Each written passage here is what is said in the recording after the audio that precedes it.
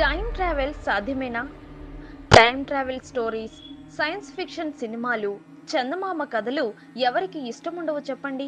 ఎందుకంటే అవి మనల్ని సరికొత్త ప్రపంచంలోకి తీసుకెళ్తాయి. అందుకే టైం ట్రావెల్ జానర్లో అప్పుడెప్పుడో 1991లో వచ్చిన ఆదిత్య 369 నుంచి 2022లో వచ్చిన బింబిసారా వరకు ప్రేక్షకులను ఇట్టే కట్టిపడేస్తున్నాయి. టైం ట్రావెల్ సినిమాలు చూసినప్పుడు మనం కూడా అలా కాలంలో వెనక్కో ముందుకో వెళ్తే ఎంత బాగుంటుందని అనుకోని వారుండరు కదా. సినిమాలో లాగానే కాలంలో ప్రయాణించే టైం మిషన్ తయారు చేసేందుకు ప్రయత్నిస్తున్న శాస్త్రవేత్తలు ఉన్నారండోయ్. అయితే నిజానికి సినిమాల్లో చూపించినట్టు మనిషి టైం ట్రావెల్ చేయగలడా? ఇప్పటి వరకు అలా చేసిన వాళ్ళు ఎవరైనా ఉన్నారో చూసేద్దాం పదండి మరి. టైం ట్రావెల్ ఈ కాన్సెప్ట్ ఇప్పుడు పుట్టింది కాదు, మన పురాణాల్లోనూ ఉంది. వాటి ప్రకారం త్రేతాయుగంలో దేవలోకంపై రాక్షసులు దండెత్తగా దేవేంద్రుడు ఇతర లోకాల సహాయం కోరాడు.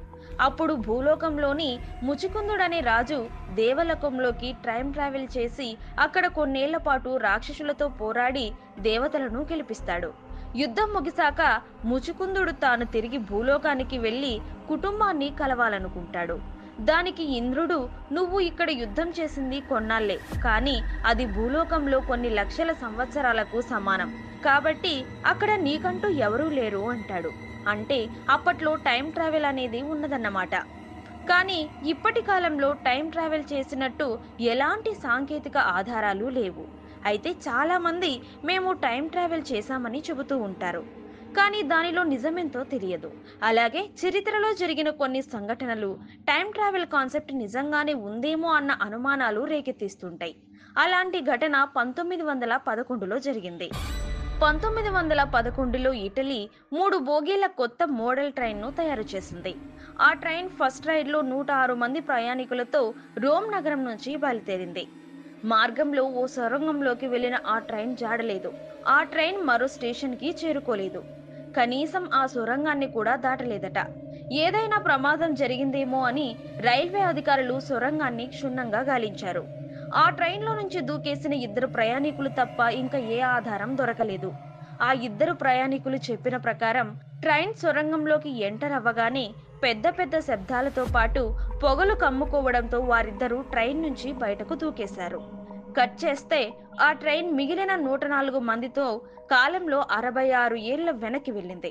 అంటే 1911 నుంచి 1845వ సంవత్సరం మెక్సికో నగరానికి చేరింది. అలా మెక్సికోకి చేరిన ఆ 104 మంది ప్రయాణికుల వేషధారణను చూసి వీరందరినీ పిచ్చివారు అనుకున్నారు. మెక్సికో అధికారులు వారిని విచారించారు.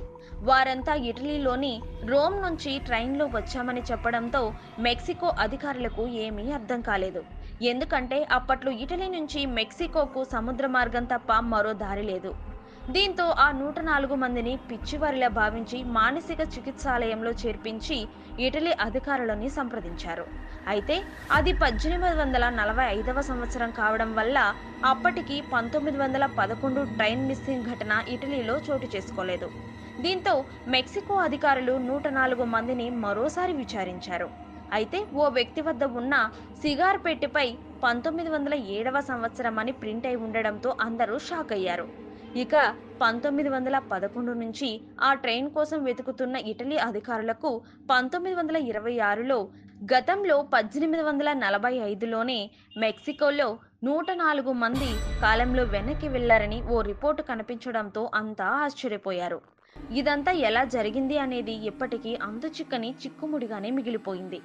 అయితే ఇవన్నీ అనుకోకుండా జరిగినవే, కానీ ఉద్దేశ ప్రకారం కాలంలో ప్రయాణించవచ్చా అంటే శాస్త్రవేత్తల నుంచి భిన్నాభిప్రాయాలు వ్యక్తమవుతున్నాయి.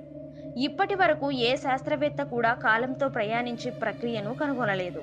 కానీ చాలా మంది అభిప్రాయం ప్రకారం కాంతి కంటే వేగంగా మనం ప్రయాణిస్తే కాలం కుచించుకుపోతుంది. అప్పుడు మనం కాలాన్ని అధిగమించగలమని కొందరు శాస్త్రవేత్తల అంచనా. అందుకే నిత్యం అనేక ప్రయోగాలు చేస్తూనే ఉన్నారు.